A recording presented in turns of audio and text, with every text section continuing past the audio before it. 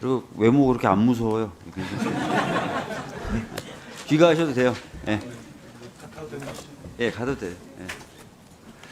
자, 다음은 이수진 의원님 질의하시겠습니다. 네, 비브로스 고승윤 증인, 네, 앞쪽 그 발언대로 좀 이동해 주세요. 예.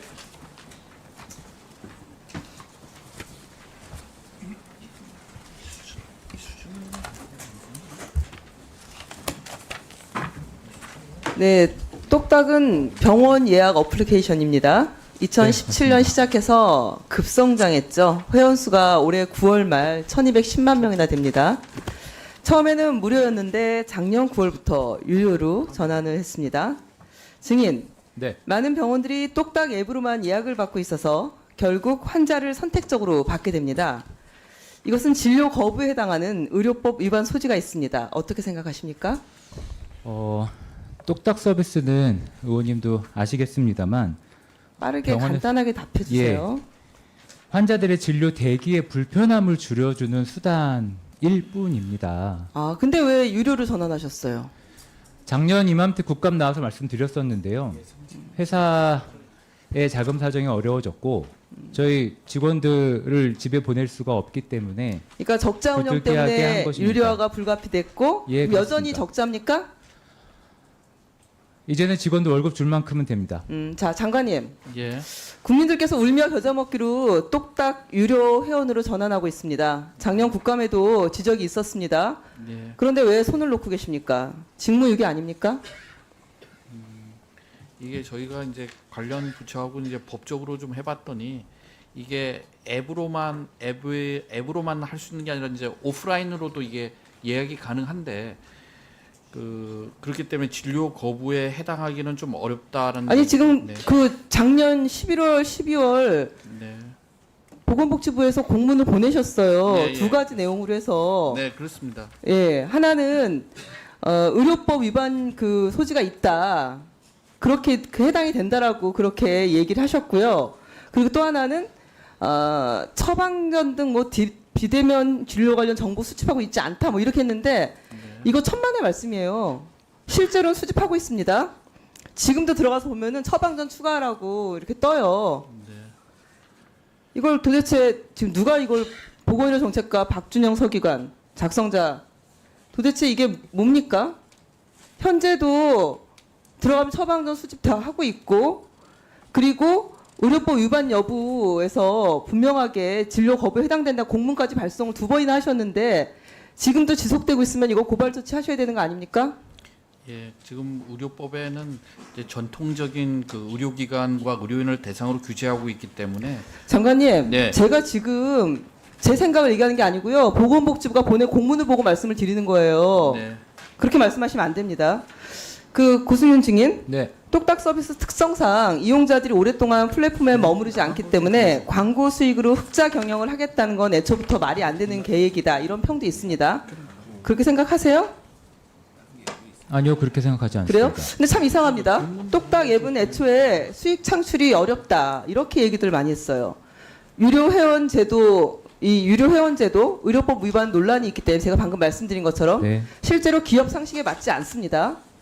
그런데 최근 똑딱은 복약, 건강검진, 예방접종, 진료 내역 관리, 실손보험 청구 등 수많은 의료정보 수집 확대에 몰두하고 있습니다. 국민의 의료정보를 왜 이렇게 많이 모으고 계십니까? 저희가 의료 정보를 모으는 게 아니고요. 네. 똑딱 사용자들이 본인의 처방전을 기록하고 기억하기 위해서 본인들이 자의적으로 저장하는 본인들만 볼 수 겁니다. 있다라는 얘기세요? 네. 저는요 그렇게 생각하지 않습니다. 이렇게 어마무시하게 모으고 있는 이유는 제가 그 해답을 비브로스의 지배 구조를 보고 파악을 했습니다. 한번 자료를 봐주시고요. 비브로스는 녹십자 홀딩스의 증손자 회사입니다. 비브로스는 44.3%의 지분을 가진 유비케어의 사실상의 자회사입니다. 유비케어는 의사랑, 헥톤 프로젝트, 유병카드, 유팜, 유비스트, 캠페인 등 의료정보를 관리하는 다수 솔루션 서비스를 운영하고 있습니다.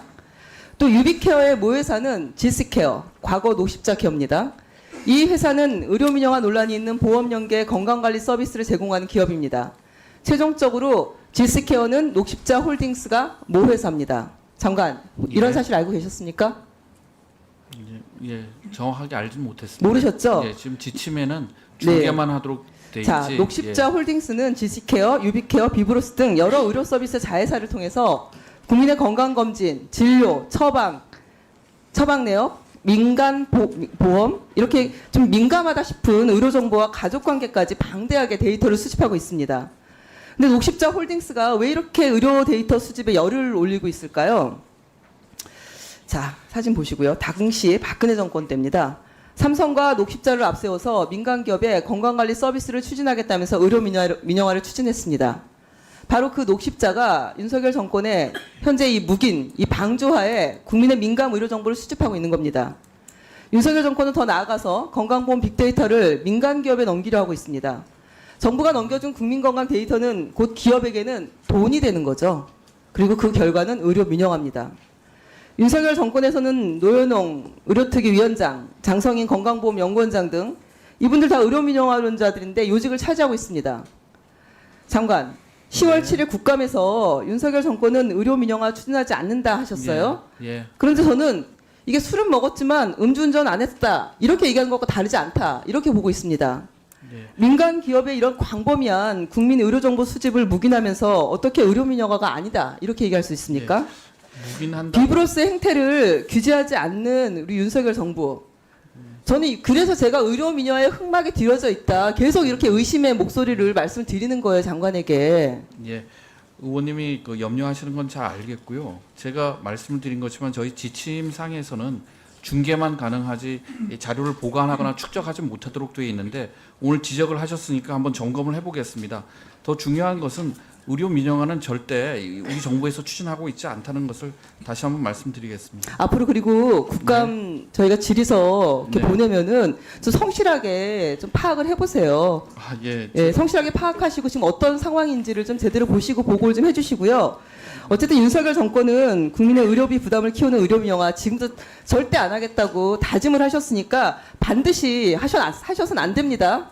명심하시겠습니까? 예, 그건 당연합니다. 제가 뭐 몇 번 말씀을 드린 거고, 그다음에 아까 그 공문 나갔다고 하는 것도 제가 가지고 있는 자료에서는 앱 또는 인터넷 사이트 등을 통해서만 진료 접수 예약하는 경우에 그 진료 거부 소지가 있다고 저기 공문을 내보냈다고 하는데 의원님께서 그렇게 말씀하시니까 공문 내용을 다시 한번 살펴보고 보완으로 저희가 지침을 내릴 게 있으면 보완하도록 하겠습니다. 예. 이렇게 공문을 내보낸 건요. 네. 실제로 지금도 우리 소아과에 아이를 데려가는 부모가 가면은 똑딱 앱으로만 예약을 하라고 한다고 합니다. 실제도 그래요. 이제 이런 걸 파악하셔야 됩니다. 네. 알겠습니다. 아, 고승현 증인. 네. 제가 한번 저도 이제 그런 사례를 봤는데요. 딱 앱으로만 예약을 받는 병원이 있긴 있더라고요.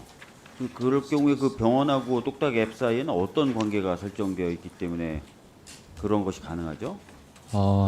아까 말씀드린 것처럼 저희 똑딱 서비스가 병원에서 반드시 이용해야 되는 서비스도 아니고요. 네.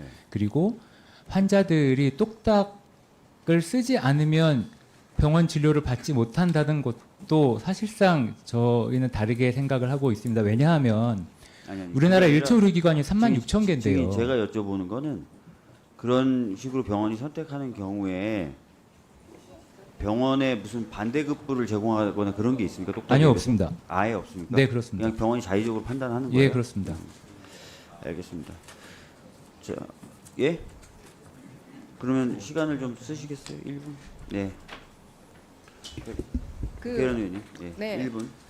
아까 환자들의 정보를 환자들만 볼 수 있게 돼 있다고 했잖아요.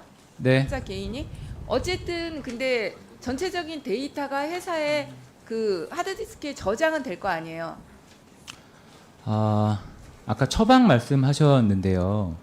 처방전의 경우에는 환자 본인이 그 처방전을 열람할 경우에 암호가 풀리는 거고요. 그 전에는 저희 서버에 중개 서버에 관리하고 있습니다만 그 암호를 저희가 알지 못하기 때문에 접근할 수도 없고 열어볼 수도 없습니다. 그러니까 한 번 그래서 해서 암호가 풀리잖아요. 네, 그러면 그거는 저장이 됩니까? 네. 그러면 그거는 그건- 회사에서 볼 수는 있는 상황인 건가요? 아니요, 제가 보지는 않습니다. 환자 아니 보지는 않는 건 네. 않는 게 아니고 볼 예. 수 있냐고요. 볼 수 있냐고요. 보려고 하면 볼 수 있냐고요. 볼 수 있는 거죠? 제한된 관리자만 볼 수 있는 걸로 알고 있습니다. 네, 아니 제한된 관리자만 볼 수 있어도 그건 문제가 분명히 있는 거죠. 그 제한된 관리자가 잘못된 마음을 먹으면 그 정보를 위해서 무엇이든 할 수가 있는 거죠. 그래서 그 말씀하신 사고에 대한 관리 책임을 대표인 제가 지고 일을 하고 있습니다. 실제로 환자 본인들이 본인의 처방 기록을 사진을 찍어서 휴대폰에 저장을 하든 복사본을 가지고 저장을 하든 내 아이가 먹는 약이 어떤 약인지 궁금하기 때문에 어딘가에 저장을 해 놓아요. 그걸 저희가 똑딱 앱에서 편하게 저장하실 수 있도록 수단을 제공하는 것이지 저희가 임의적으로 수집하거나 수집을 전제로 서비스를 이용하게 하거나 그러지 않습니다. 네. 그런데 사고 나타나고 그걸 이용한 다른 불법적인 일이 일어나고 네. 고민해 볼 거지만 그 똑딱의 앱에서도 그걸 그렇게 쉽게 바로 접근할 수 있는 그런 식으로 돼서는 안 되고 뭔가 대책을 세워야 될 것 같아요.